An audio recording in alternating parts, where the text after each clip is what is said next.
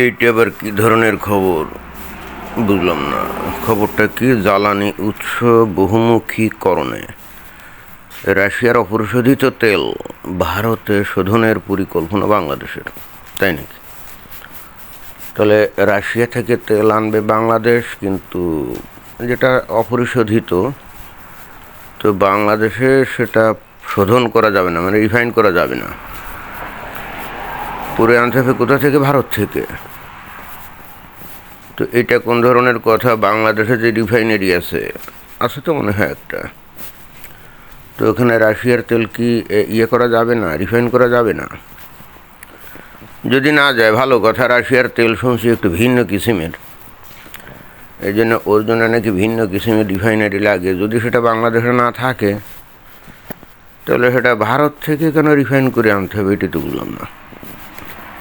ভারত ছাড়া কি দুনিয়াতে আর কোনো দেশ নাই? কোনো মুসলিম কান্ট্রিতে কি রিফাইনিং করার কোনো ওয়ে নাই নাকি?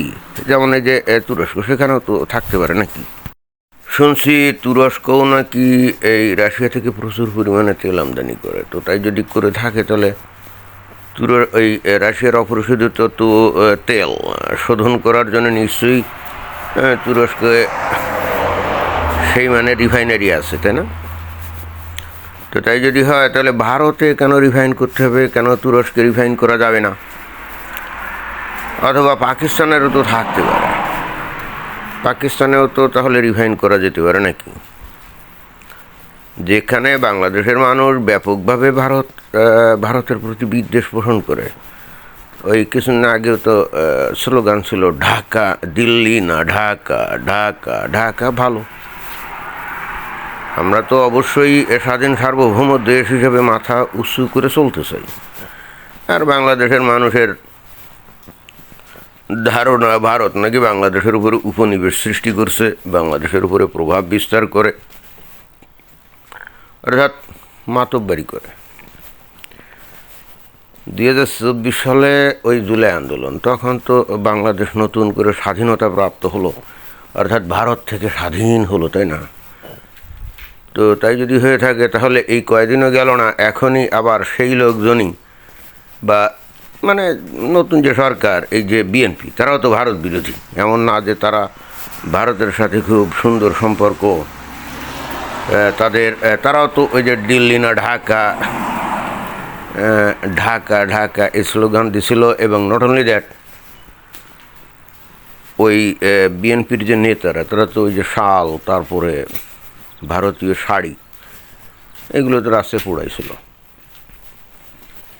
তো এগুলো পোড়ানোর পর এখন আবার যদি বলে যে আমরা ভারতে রাশিয়ার তেল শোধন করব, এটা জনগণের সাথে কি এক ধরনের কি মস্করা করা হয়ে গেল না?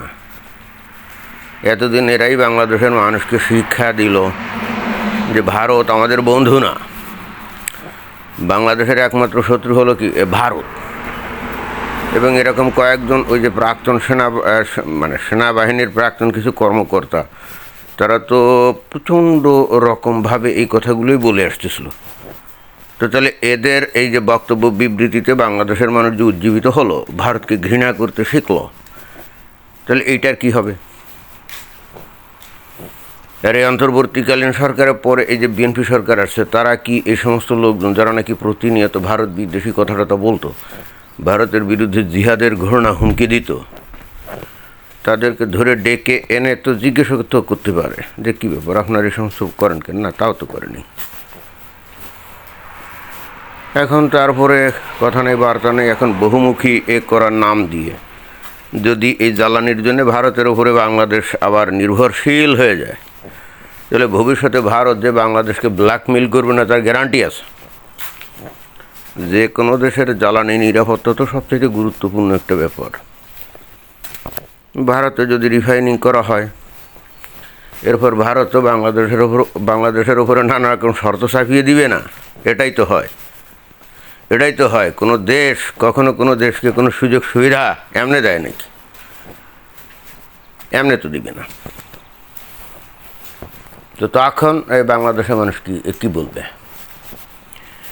আমরা জানি যে এই পৃথিবীতে যত দেশ আছে, তাই না, সেখানে একটা দেশ অন্য দেশের সাথে ব্যবসা বাণিজ্য করে, একটা দেশ অন্য দেশের কোনো বিষয়ের উপরে নির্ভরশীল হয়, তো তখন তো সাধারণত যেটা দেখা যায়, যারা নাকি একটু শক্তিশালী হয় তখন তো তারা নানা রকম ভাবে প্রভাব বিস্তার করার চেষ্টা করে। এটাই তো ভারত একটা বিশাল দেশ, বাংলাদেশ যদি তার অত্যন্ত নিত্য প্রয়োজনীয় এবং বস্তুত অর্থনীতির চালিকা শক্তির তেল, তাই না, তার জন্য ভারতের উপরে নির্ভরশীল হলে ভারতকে ছেড়ে দিবে।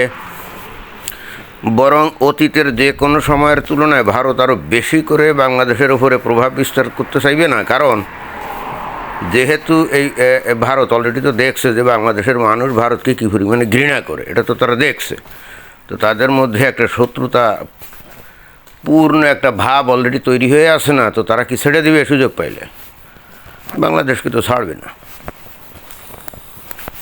এখন এইগুলো সব কিছু তো বিচার বিবেচনা করা উচিত। আর তাছাড়া আসল কথা হচ্ছে, ভারত থেকে এই ডিজেল যদি শোধন করে আনা হয়, মানে তেল, অপরিশোধিত তেল রাশিয়ার, সেটা বাংলাদেশের মুমিন মুসলমানদের জন্য ওই হালাল হবে কিনা এ প্রশ্নও তো রয়ে যায়। ওরা রিফাইন করতে গিয়ে যদি ওই শুকরের চর্বি গলিয়ে ওর মধ্যে ঢুকিয়ে দেয়, তো এটা তো বাংলাদেশের মুমিন মুসলমানরা তো টের পাবে না। তাহলে তারা কি শুকরের চর্বি মিশানো ভয়ঙ্কর হারাম এই তেল ব্যবহার করে যদি করে আর কি, তাহলে কি তাদের ইমান ধ্বংস হয়ে যাবে না? তখন তারা বেহেশতে যাবে কেমনে? ভারত তো এটা করতেই পারে, কারণ ভারত যেহেতু অলরেডি জানে যে বাংলাদেশের মানুষ ভারতকে ভয়ঙ্কর ঘৃণা করে, তো তখন বাংলাদেশের মানুষ যাতে বেহেশতে যাইতে না পারে সেরকম একটা শয়তানি তো তারা করতেই পারে, নাকি পারে না? আচ্ছা, সব কিছু চিন্তাভাবনা করে সামনের দিকে এগোনো উচিত।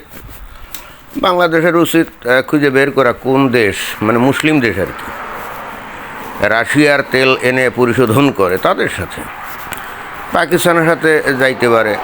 পাকিস্তানের মুসলমান বাংলাদেশের মুসলমান ভাই ভাই, তাই না?